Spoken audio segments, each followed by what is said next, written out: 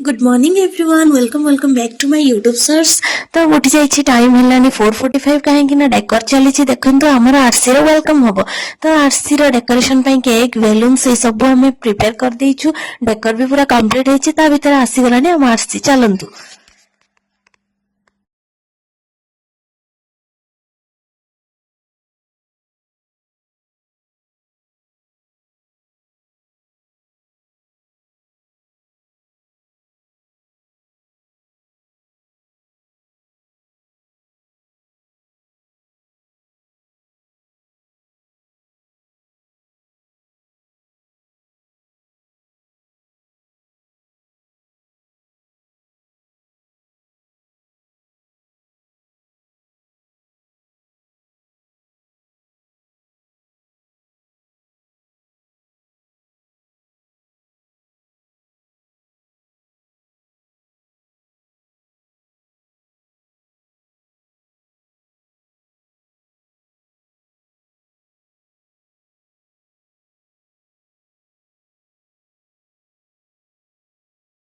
देखो finally RC welcome सरी गला। आरसी ये बेलून्स केते मस्त से तार एंजॉय करुच्ची।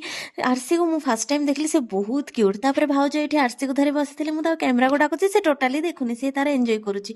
तापर मोर ब्रेकफास्ट कला देखिले देवांश आसी घर को मम्मी देवांश सहित खेलुला। देख देवांश को धरब मैंने एमती क्यूट क्यूट कथा कहले से एमती क्यूट स्माइल दब। देन मुझे आसी जाइए मोर स्टिचिंग करने। देखो तो स्टिचिंग काम बहुत थिला तो मुझे सारी दिए जल्दी जल्दी बोले स्टिचिंग टी करुली भितर आसला मो छोटू।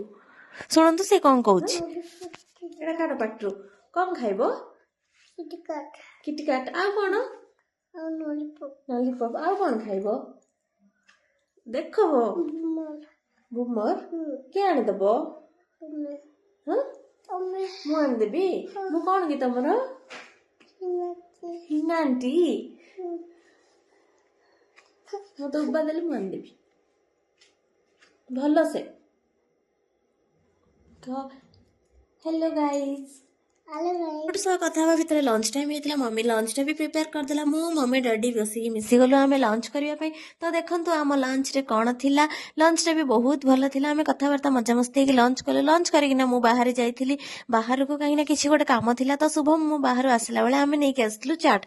तो चाट खाइबा इच्छा होता चाट मुझे गरम गरम खाइबा टोटाली खाई पारे सी केमती कैमेरा को देखिए लाज होची। देखो ता भीतर ये कपड़ा किसी पड़े तो मुझे भाविली फोल्ड करदेवी मुझे बस जाइली कपड़ा फोल्ड करने। तो डिनर टाइम भी ऑलरेडी हो जाइथिला। मो डिनर रे थिला मटर पराठा मम्मी चित्त डैडी रोटी। तो ये आज ब्लॉग टा एंड करुच्ची कहीं मुझे रेस्ट करी। तो देखा नेक्स्ट ब्लॉग रे टाटा गुड नाइट।